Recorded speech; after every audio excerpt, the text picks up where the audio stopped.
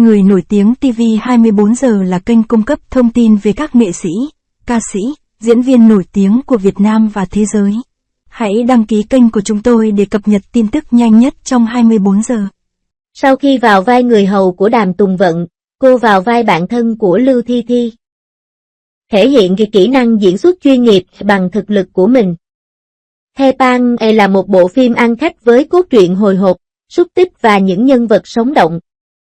Cai Lian, một thành viên của Avengers, do Dinh Di thủ vai. Cô có tính cách mạnh mẽ và mang trong mình vết nhơ. Cô chịu đựng để trả thù và cuối cùng chết dưới tay kẻ thù. Dinh Di có kỹ năng diễn xuất tuyệt vời và đã xuất hiện trong nhiều bộ phim điện ảnh và truyền hình. Khán giả đang mong đợi nhiều màn trình diễn hơn từ cô. Thepang với sự tham gia của Lưu Thi Thi và Đậu Hiểu Hiện đang phát sóng. Bạn càng xem bộ phim này, nó càng gây nghiện. Cốt truyện hồi hộp và xúc tích khiến mọi người nghiện. Nữ chính không hoàn hảo cũng thay đổi bối cảnh nhân vật hoàn hảo trong các bộ phim thần tượng. Sinh tồn khó khăn của những người dân thường được phản ánh trong bộ phim là phần kích thích tư duy và cảm động nhất. Trong Epan, mỗi nhân vật đều có những đặc điểm riêng.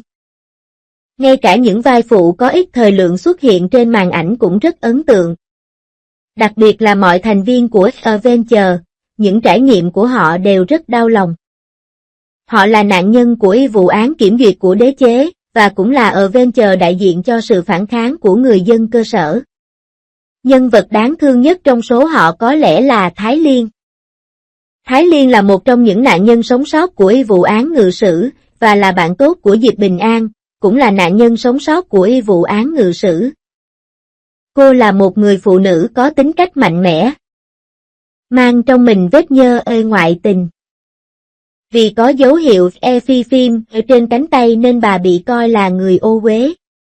Để tránh cho cha mình bị coi rời khỏi quê hương và đến Thành Thánh cùng Diệp Bình An chỉ để tìm ra kẻ giết người trong vụ án ngự sử, và trả thù cho những người phụ nữ bị hại. Ở Thành Thánh, nàng cải trang thành một người bán đầu heo. Tại đây nàng gặp Cố Văn Vũ, một người đàn ông có thể giúp nàng thoát khỏi cảnh mù mịt. Thái Liên vô cùng vui mừng trước lời thú nhận của Cố Văn Vũ.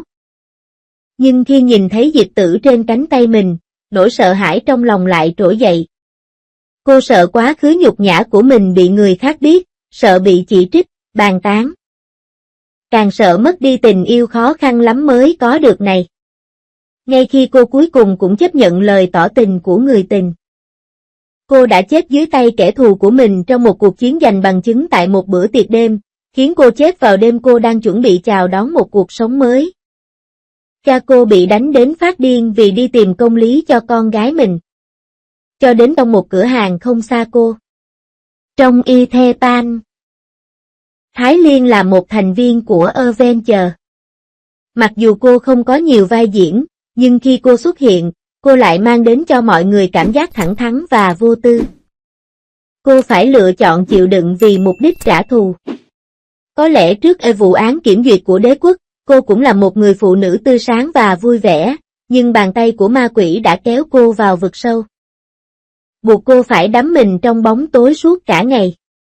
Người phụ nữ thông minh này từng sống với cha trên núi và có khả năng thuần hóa động vật đã gây được sự đồng cảm trong nhiều người xem. Tuy không có nhiều cảnh quay nhưng tính cách của cô rất sống động và đầy đủ, Thái Liên cũng để lại ấn tượng sâu sắc cho khán giả, cảnh cô chết cũng khiến nhiều khán giả cảm thấy đau lòng. Nhiều khán giả cảm thấy Thái Liên trong Ethepan trông quen quen. Vai Thái Liên do Đinh Khiết thủ vai có tính cách vui vẻ. Tuy hành động hấp tấp nhưng lại cân nhắc đến toàn cục, tốt bụng. Khi đối mặt với lời tỏ tình của người yêu, cô vừa khao khát cuộc sống mới, vừa sợ hãi. Khi đối mặt với kẻ thù, ánh mắt cô tràn đầy hận thù. Đinh Khiết thể hiện vai diễn này rất thành công, khán giả cũng vô cùng ấn tượng với nhân vật này. Sinh năm 1997, Đinh Khiết, 27 tuổi, diễn xuất rất tốt trong Epan. Vai diễn Thái Liên cũng rất sống động và chân thực trong cách diễn xuất của cô, khiến khán giả thấy được khả năng diễn xuất tuyệt vời của cô. Trước khi tham gia Epan, cô đã xuất hiện trong nhiều bộ phim điện ảnh và truyền hình, bao gồm Exclusive Memory và Sound Object. Trong số đó, cô vào vai hầu gái đổng thanh của Đàm Tùng Vân trong The Sword and the Brook. Nhưng ngoại hình và khả năng diễn xuất của cô trong vở kịch đã khiến nhiều khán giả nhớ đến cô hầu gái nhỏ bé nóng tính và bảo vệ chủ nhân của mình này. Một lọn tóc mái hình quả đào trên trán cô càng làm nổi bật vẻ dễ thương và tinh nghịch của cô. Sau này, cô cũng vào vai một hầu gái trong Ê Mộng Vĩnh Hằng.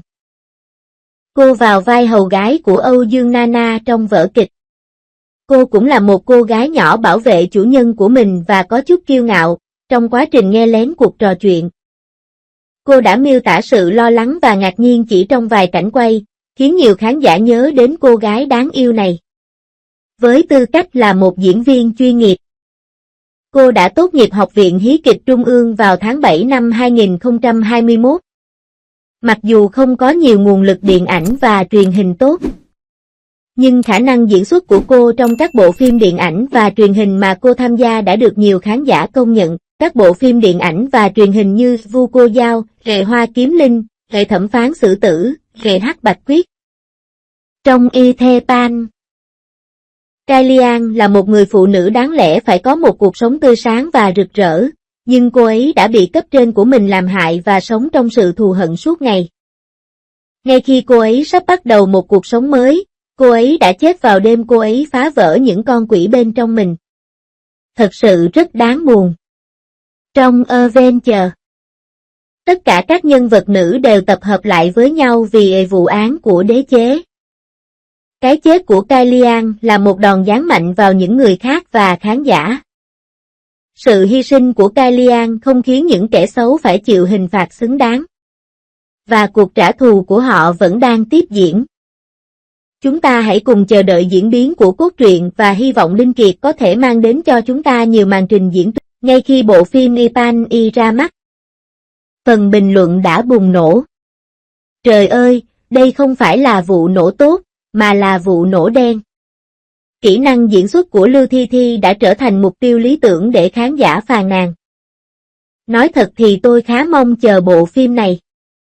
Dù sao thì, nam nữ chính có vẻ khá có sức hút. Nhưng khi nhìn thấy vẻ mặt của Lưu Thi Thi, tôi lại ngẩn người. Mỗi lần cô ấy mở miệng, tôi lại bắt đầu tự hỏi liệu mình có đang xem nhầm chương trình không?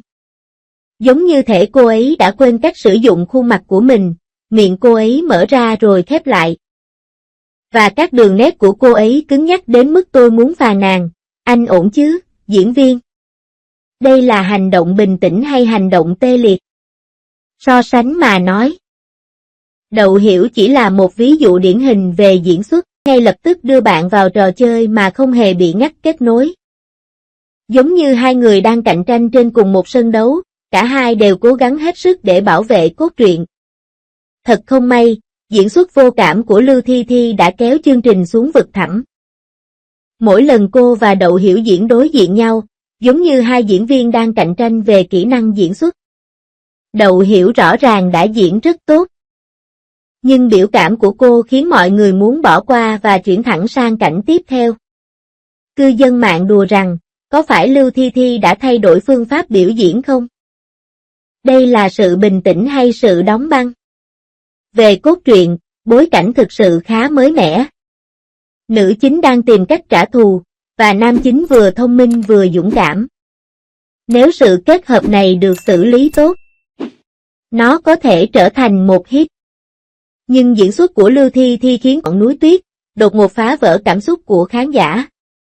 Mỗi khi cô xuất hiện, cô chỉ đơn giản là làm gián đoạn nhịp điệu của toàn bộ chương trình, giống như kéo mọi người ra khỏi giấc mơ ngọt ngào và đột nhiên dội gáo nước lạnh vào mặt họ. Nhìn chung, Pan E đáng lẽ phải là một bộ phim có thể mang lại sự cộng hưởng cảm xúc cho khán giả, nhưng diễn xuất của Lưu Thi Thi đã khiến tôi hoàn toàn chuyển từ chế độ đắm chìm sang chế độ tua nhanh. Tiềm năng của kịch bản đã bị che khuất hoàn toàn bởi khuôn mặt vô cảm của cô. Tôi thực sự hy vọng cô ấy có thể thay đổi cách tiếp cận của mình và cố gắng thoải mái hơn, dù chỉ một chút. Để mọi người không cảm thấy cô ấy đang biểu diễn múa rối. Vậy bạn biết đến Lưu Thi Thi qua vai diễn nào? Chào mừng bạn để lại tin nhắn trong